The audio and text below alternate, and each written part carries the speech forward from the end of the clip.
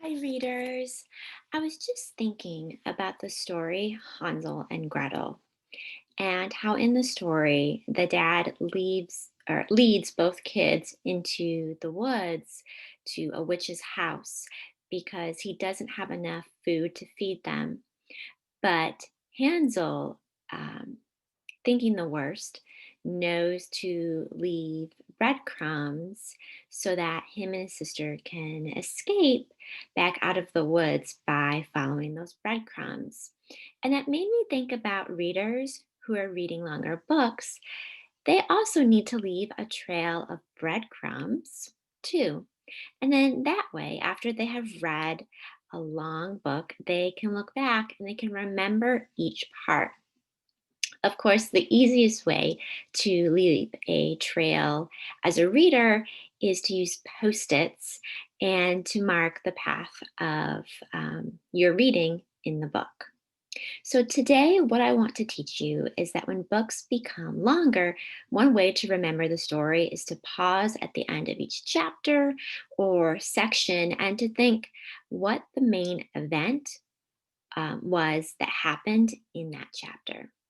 And of course, sometimes readers leave post it notes to remind them. So, readers, we talked earlier about how when you read longer stories, sometimes you forget how the part you are currently reading fits with the rest of the story. It helps to pause at the end of a chapter or a section to think, okay, what happened in that part? And then you can jot it down on a post it. So then, together, all of the post it notes you've written work like a trail of breadcrumbs, helping you walk back through the important things that happened across the book. I was thinking that for today, I could share with you the work of three readers who tried to do this.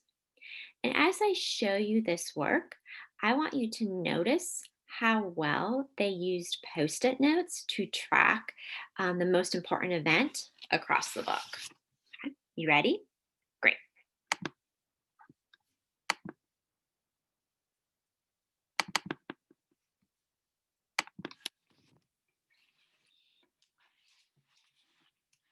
right. The first reader read the book Max and Zoe.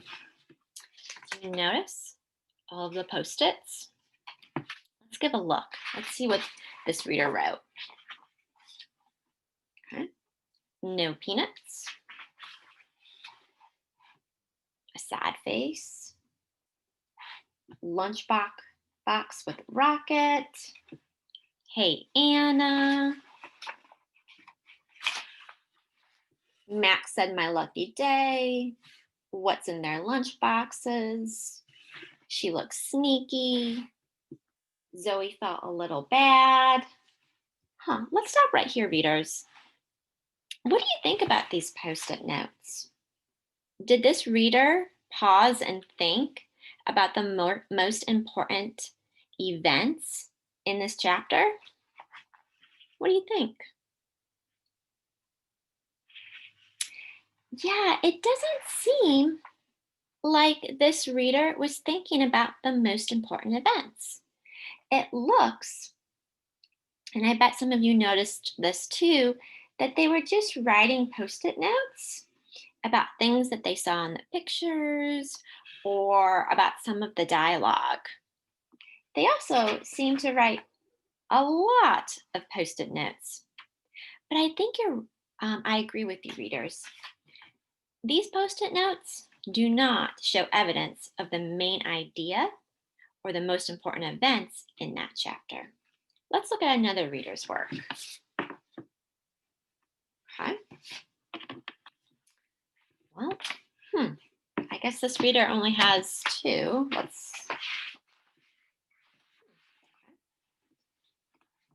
Mudge passed his dog test. Everyone was proud. Hmm. What are you noticing and thinking, readers? Yeah, I bet some of you are thinking, well, both of these post its seem to show a main event, or something really important that happened. But this reader only used two post its, and they were at the end of the story. There are no other post its in this book to help the reader think back and track what he or she had read about. Hmm. This one seemed to have too many. This one, not enough. Let's look at one more.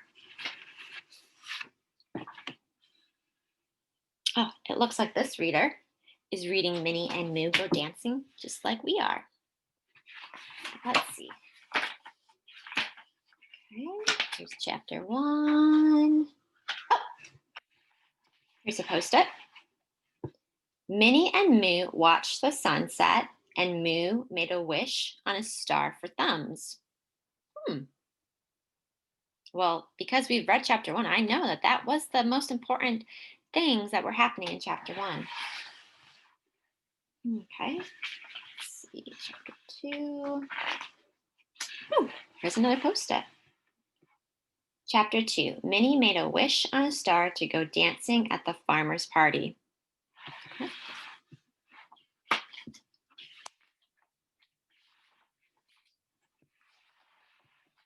Chapter 3, Minnie and Moo found old clothes in a trunk and got all dressed up for a party.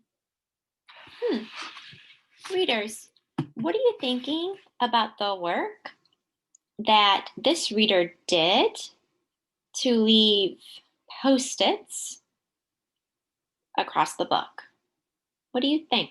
What did you notice? I bet some of you were thinking, well, there was evidence that this reader stopped at the end of each chapter and section.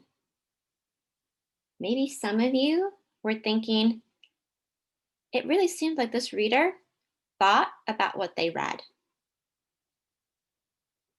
I bet some of you noticed that this reader only used one sticky note for each chapter or section. And I bet some of you noticed that they only wrote one important thing or main event for each chapter. Way to be observant, readers. You picked up on some really great things. Do you think you could try this work today in your reading? Could you make a plan to stop after each chapter or section? Think about what you've read and maybe write down one important thing or main idea for each chapter? What do you think? Could you do this work? Wonderful.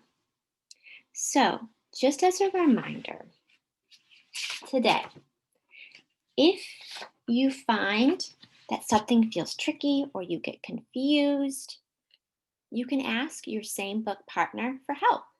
And remember, a partner could be someone in your class, it could be a sibling, it could be a pet, a stuffed animal, it could be a friend over the phone or through Zoom. And also remember, when doing today's work, you're going to want to determine what's important or name the major event of each chapter. It could also be helpful to think about the problem the characters face and how they try to deal with it. All right, readers, good luck, have fun, see you next time. Bye.